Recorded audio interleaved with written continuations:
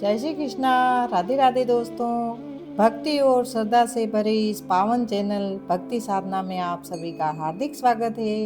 यहाँ हम लेकर आए हैं एक दिव्य यात्रा श्रीमद् भागवत के 18 अध्यायों की, जहाँ हर अध्याय हमें जीवन का सच्चा अर्थ, धर्म का मार्ग और भगवान की भक्ति का महत्व समझाता है। आज से हम इस पवित्र कथा का शुभ आरंभ कर रहे हैं और इस श्रृंखला के पहले अध्याय को आपके समक्ष प्रस्तुत कर रहे हैं। आइए मन को शांत करें, हृदय में श्रद्धा और विश्वास जगाएं और भगवान श्री कृष्ण के चरणों में समर्पित होकर इस दिव्य कथा को श्रवण करें। तो चलिए शुरू करते हैं श्रीमद् भागवत का प्रथम अध्याय। पहला अध्याय। जब कौरव और पांडव युद्ध की इच्छा से कुरुक्षेत्र की ओर प्रस्थान करने लगे तो महाराज धृतराष्ट्र बोले, मैं भी युद्ध देखने चलूंगा। तब श्री व्यास जी बोले, हे राजन, नेत्र के बिना क्या देखोगे? राजा धृतराष्ट्र बोले, देखूंगा नहीं तो श्रवण तो करूंगा। व्यास जी बोले कि इसके लिए युद्ध में जाने की क्या आवश्यकता है राजन? तेरा सारथी संजय कुरुक्षेत्र में युद्ध संबंधी जो कुछ भी कौतुक होंगे यहीं बैठ के सुनाएंगे। व्यास जी के मुख से ऐसी बात सुनकर संजय बड़ा विस्मित हुआ और बोला, भगवान, मैं भला यहाँ हस्तिनापुर में बैठा कुरुक्षेत्र में होने वाले युद्ध का वर्णन किस प्रकार कर सकता हूँ?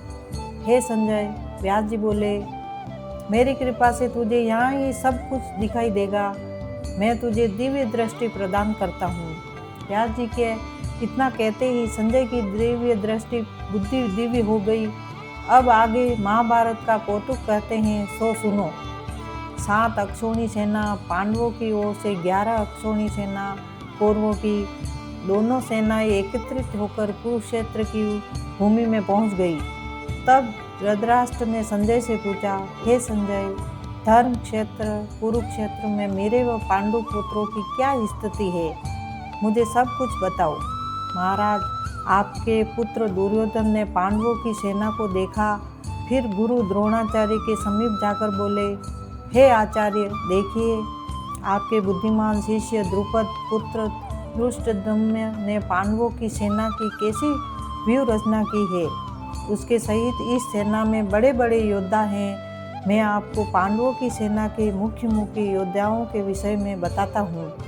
इस सेना में धनुर्धर अर्जुन, युद्ध विद्या में निपुण भीम, राजा युयुधान, राजा विराट, महारथी राजा द्रुपद, धृष्टकेतु, चेकितान, महाबली, काशीराज, पुरुजित, कुंतीभोज, नरश्रेष्ठ, शैव्य, सुभद्रा पुत्र अभिमन्यु व द्रौपदी के 5 पुत्र, ये सभी महारथी हैं। हे ब्राह्मण श्रेष्ठ, अब मैं आपको अपनी सेना के योद्धाओं के विषय में बताता हूँ। मेरी सेना में एक तो आप स्वयं हैं, दूसरे भीष्म पितामह हैं, मेरा मित्र महाबली कर्ण है, गुरु कृपाचार्य है, अश्वत्थामा है, जो युद्ध करने में बड़े प्रवीण व चतुर हैं। उनके अतिरिक्त विकर्ण है तथा सोमदत्त का पुत्र भूरिश्रवा है। हे गुरुदेव, इनके अतिरिक्त और भी बहुत से योद्धा हैं जो मेरे लिए अपने जीवन का मोह त्याग चुके हैं। कुल मिलाकर हमारी 11 अक्षौणी सेना है और पांडवों की केवल 7 अक्षौणी। हमारी सेना के मुख्य अधिकारी और कर्ता धर्ता भीष्म पितामह हैं और पांडवों का सेनानायक भीम है। फिर दुर्योधन ने अपनी सेना को संबोधित करके कहा, अब आप अपने अपने मोर्चों पर डटे रहकर अब सब ओर से भीष्म पितामह की रक्षा करें। दुर्योधन के ऐसे वचन सुनकर भीष्म पितामह ने अपना प्रतापवान शंख बजाया। इसी के साथ दुर्योधन की पूरी सेना ने हर्षनाद किया। शंख, ढोल, मृदंग आदि का मिला जुला वह स्वर भय को उत्पन्न करने वाला था। महाराज संजय बोला, अब आप पांडवों की सेना का हाल सुनिए। इस भयंकर शब्द को सुनकर श्री कृष्ण और अर्जुन ने भी शंखनाद किया। श्री कृष्ण ने पांचजन्य, अर्जुन ने देवदत्त नामक शंख बजाए, भीम ने पौंड्रक और युधिष्ठिर ने अनंत विजय नामक शंख बजाए, नकुल ने सुघोष और सहदेव ने मणिपुष्पक नामक शंख बजाए। इसके साथ ही काशीराज, शिखंडी, धृष्टद्युम्न और राजा विराट ने भी अपने अपने शंख बजाए। सुभद्रा पुत्र महाबाहु अभिमन्यु ने भी अपना शंख बजाया। इन शंखों के शोर को सुनकर महाराज धृतराष्ट्र के पुत्रों के हृदय में विदीर्ण हो उठे। धरती और आकाश शब्दों से भर गया। तब अर्जुन ने धृतराष्ट्र पुत्र कौरवों की सेना की ओर देखा और अपना धनुष संभाल कर कहा, हे अच्युत अविनाशी, मेरा रथ दोनों सेनाओं के बीच में ले जाकर खड़ा करें। मैं देखना चाहता हूँ कि उस दुर्बुद्धि दुर्योधन का हित चाहने वाले कौन कौन लोग उसकी सेना में शामिल होकर आए हैं और किस किस से मुझे युद्ध करना होगा। संजय ने कहा, महाराज, अर्जुन की बात सुनकर श्री कृष्ण उनका रथ दोनों सेनाओं के बीच, जहाँ भीष्म, द्रोण आदि योद्धा खड़े थे, ले आए। भगवान श्री कृष्ण ने अर्जुन से कहा, हे अर्जुन, यहाँ एकत्र हुए कौरवों को भी भली प्रकार देख लो। अर्जुन ने उस सेना में बहुत से योद्धा देखे, पितामह देखे, गुरु देखे, मामा, चाचा, ससुर, साले तथा भाई भतीजे, सब अपने ही कुटुंबी देखे तो उसका मन करुणा से भर गया। द्रवित होकर वह भगवान कृष्ण से बोला, हे कृष्ण, युद्ध की इच्छा से आए हुए इन अपने ही बंधु बांधवों को देखकर मेरे अंग शिथिल हो जाते हैं और मुख सूखा जा रहा है। हे केशव, मुझे यहाँ खड़े रहने की भी सामर्थ्य नहीं है और मैं शकुन भी उल्टे ही देख रहा हूँ। हे कृष्ण, संग्राम में अपने ही स्वजनों का वध करके हमें क्या लाभ होगा? उन्हें मारकर मैं राज्य और सुख नहीं चाहता। हे प्रभु, जिनके लिए हम राज्य भोग और सुख चाहते हैं, जब वे ही नहीं रहेंगे तो इनका सबका क्या प्रयोजन? जिनके निमित्त राज्य लेना है, वही कुटुंबी जन योद्धा प्राणों का मोह त्याग कर युद्ध के निमित्त खड़े हैं और ये सब हमारे गुरुजन, चाचा, ताऊ, दादा, मामा, साले, ससुर, पौत्र, पौत्रादि। मुझे इन्हें मारने की इच्छा नहीं है, मुझे इन पर बड़ी दया आ रही है। हे प्रभु, यदि इन्हें मारकर मुझे तीनों लोकों का राज्य भी मिले तो भी मैं इन्हें नहीं मारूंगा। भूमि के राज्य की तो बात ही क्या है। हे जनार्दन, धृतराष्ट्र के पुत्रों को मारकर तो हमें पाप ही लगेगा। यद्यपि ये महापापी हैं, तब भी वध के योग्य नहीं हैं। स्वजनों को मारकर भला हम सुखी कैसे रह सकते हैं? ये सब लोभ के वशीभूत हैं। इन्हें कुल नष्ट करने या मित्र के साथ कपट करने के दोष नहीं दिखते तो क्या इनकी भांति मुझे भी नहीं दिखते? कुल के नाश को देखते हुए हमें इस घातक पातक से दूर क्यों नहीं रहना चाहिए? कुल के नाश होने से कुल का प्राचीन धर्म नष्ट होता है और धर्म का नाश होने से कुल में पाप बढ़ता है। हे कृष्ण, पाप बढ़ने से कुल की स्त्रियां व्यभिचारिणी हो जाती है, जिससे वर्ण संकर संतान उत्पन्न होती है। ऐसे वर्ण संकर उन कुल घातियों को पूरे कुल को नरक में ले जाने में सहायक होते हैं, क्योंकि श्राद्ध तर्पण आदि बंद हो जाते हैं, जिससे पितर उत्तम लोक में गिरकर अधोगति को प्राप्त होते हैं। इस कारण हे कृष्ण, जिसने कुल का नाश किया हो वे सब पाप उसके सिर पर होते हैं, फिर वे उन पापों का क्या फल भोगते हैं? सो सुनो, वह प्राणी सदा नरक भोगता है। यह मैंने न्याय शास्त्र में पढ़ा है। अर्जुन बहुत अधिक पछताने लगा, फिर सिर पर हाथ फेर कर बोला, हा हा हा हा, देखो भाई, देखो मैं कैसा पाप करने जा रहा था। राज सुख भोगने के लिए अपने ही हाथों अपने कुल का नाश करने जा रहा था, मगर अब मैं हाथों में शस्त्र नहीं पकड़ूंगा। धृतराष्ट्र के पुत्र यदि मुझ शस्त्रहीन पर प्रहार भी करेंगे तो इससे भी मेरा कल्याण ही होगा। संजय बोला, हे राजन, ऐसा कहकर अर्जुन ने धनुष हाथ से रख दिया और शोकाकुल होकर रथ के पृष्ठभाग में जाकर बैठ गया। इति श्रीमद् भागवत गीता सूपनिषदु ब्रह्म विद्याये योग शास्त्रे श्री कृष्ण अर्जुन संवादे विषाद योगो नाम प्रथमो अध्याय समाप्त। और हमारा पहला अध्याय समाप्त हुआ। अब हम पहले अध्याय का महात्म्य समझेंगे। एक समय की बात है, पार्वती जी महादेव जी के साथ कैलाश पर्वत पर बैठी थी। तब पार्वती जी ने महादेव से पूछा, प्रभु, आप दिखाई तो कुछ और देते हैं, किंतु भीतर से कुछ और हैं। आप मृगशाला धारण किए हैं, अंगों में मसानों की विभूति लगाए और गले में सर्पों व मुंडों की माला धारण किए हैं। इनमें से कुछ भी तो पवित्र नहीं। फिर वो ऐसा कौन सा ज्ञान है जिसके कारण आप पवित्र हुए, जिसके बल पर संसार के लोग आपको शिव जानकर पूजते हैं? हे प्रभु, मुझे उस ज्ञान के बारे में बताएं जिसके बल पर आप भीतर से पवित्र हैं। यह सुनकर महादेव जी बोले, हे पार्वती सुनो, जिस ज्ञान के बल से मैं पवित्र हूँ और जिस बल से मुझे ब्रह्म कर्म भी नहीं व्यापते, वह गीता का ज्ञान है। मैं हृदय में उसी का ध्यान करता हूँ। हे भगवान, गीता के जिस ज्ञान की आप इतनी प्रशंसा कर रहे हैं, उसके श्रवण से आज तक कोई कृतार्थ भी हुआ है? हे पार्वती, इस ज्ञान को सुनकर बहुत से जीव कृतार्थ हुए हैं। श्री महादेव जी बोले, और आगे भी होते ही रहेंगे। इस संदर्भ में मैं तुम्हें एक कथा सुनाता हूँ, सुनो। एक समय श्री नारायण जी पाताल लोक में शेष सैया पर नेत्र मूंद कर आनंद मग्न थे।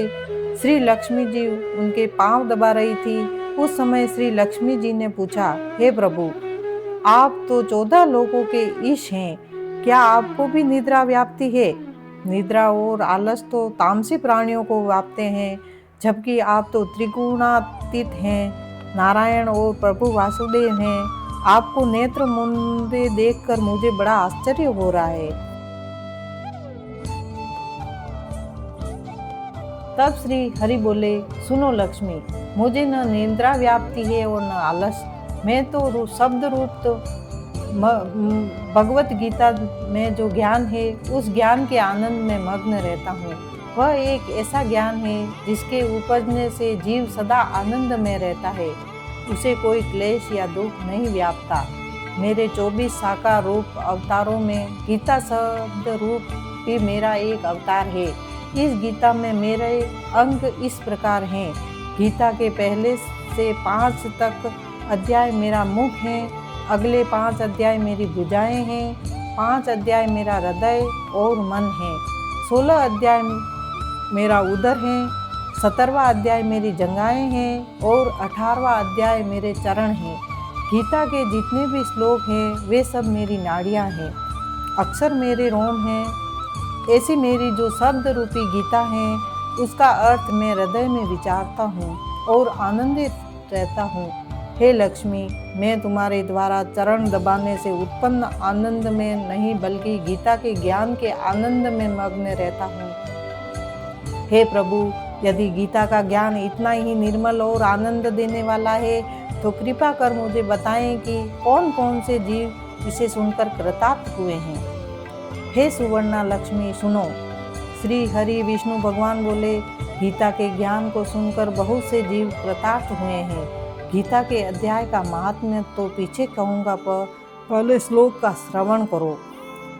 सर्वशास्त्रमयी गीता सर्वदेवमयो हरि, सर्वतीर्थमयी गंगा सर्वधर्ममयो दया, मनो जानत पाप पुण्य देहि जानत आपदा, गीता सर्व कृष्ण जानत माता जाने सो पिता, द्विलोचन सर्वनाम विद्यानाम त्रयलोचनम, सप्तलोचनम धर्माणाम ज्ञानी नाम अनंत लोचन। अब पहले अध्याय का महात्म्य सुनो। शिवजी पार्वती जी को उसी प्रकार बताने लगे जिस प्रकार विष्णु ने लक्ष्मी जी को सुनाया था। श्री हरि बोले, हे लक्ष्मी, शूद्र वर्ण का एक प्राणी चांडाल का कार्य करता था तथा तेल नून का व्यापार करता था। उसने एक बकरी पाली हुई थी। एक दिन वह बकरी चराने गया तो वृक्षों से पत्ते तोड़ते समय उसे एक सांप ने डस लिया। तत्काल ही उसके प्राण निकल गए। मरकर उस प्राणी ने बहुत से नरक भोगे और फिर बैल की योनि में जन्म लिया। उस बैल को एक भिक्षु ने खरीदा। भिक्षुक उस बैल पर चढ़कर भिक्षा मांगकर लाता और अपने परिवार का भरण पोषण करता।